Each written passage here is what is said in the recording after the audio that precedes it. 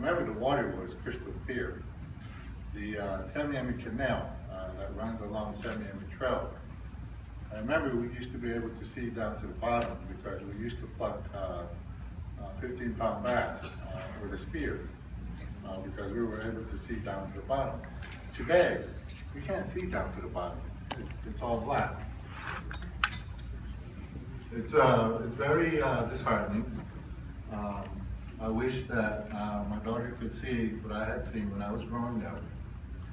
And I'm saddened to think that she'll never see what I saw. And what makes it worse for me is my grandkids will never see what I saw. You know, that's what we're dealing with. So just wanted to bring that up. But anyway, moving on to my prepared presentation, I want to say thank you to the Sierra Club and to all of you attending today for the opportunity to provide the Miccosukee tribe's view on Everglades restoration. While all of us here share the goal of restoring the Everglades, as the people who have lived and continue to live in the Everglades, restoration is essential to the health and vitality of our community. Poor water quality has had and continues to have a devastating effect on our land and community. We believe that restoration must be for all of the Everglades and not just for Everglades National Park.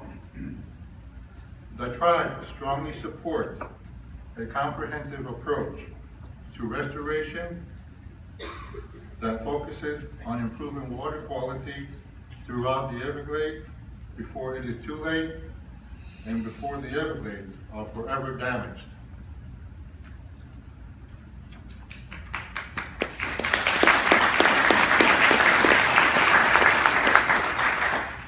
For hundreds of years, the Everglades have been our home. The Everglades was our refuge as we avoided removal to the west like so many other tribes were forced to do. For generations, the land and the waters of the Everglades have sustained us.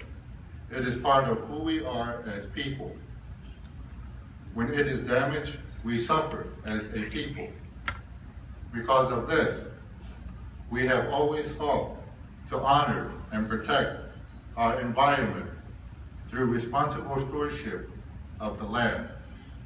However, after years of environmental degradation caused by others, our way of life has been irreversibly altered. When Everglades National Park was first created in 1934, our people who lived in that area were rounded up and forced to live along Tamiami Trail. But we retain strong connections to these lands in the park, and we are committed to preserving this land. We have seen the damage that poor water quality can have on our existing lands. We do not wish to see what has and is happening to our lands in the Water Conservation Area 3A to happen to our historic lands in Everglades National Park. This is why we continue to strongly advocate for improvement in water quality for the entire Everglades. Many years ago, the Miccosukee community noticed changes in the Everglades. Slowly but steadily, areas that our community relied on were disappearing and being replaced by cattails. Steadily, the cattails grew into large areas that overtook our tribal hunting grounds and cultural areas.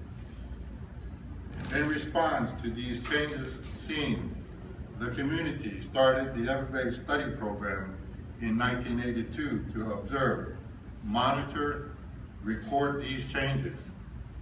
Today, more than 30 years later, the program still exists as a community science and outreach program to document the effects of nutrient pollution on tribal lands.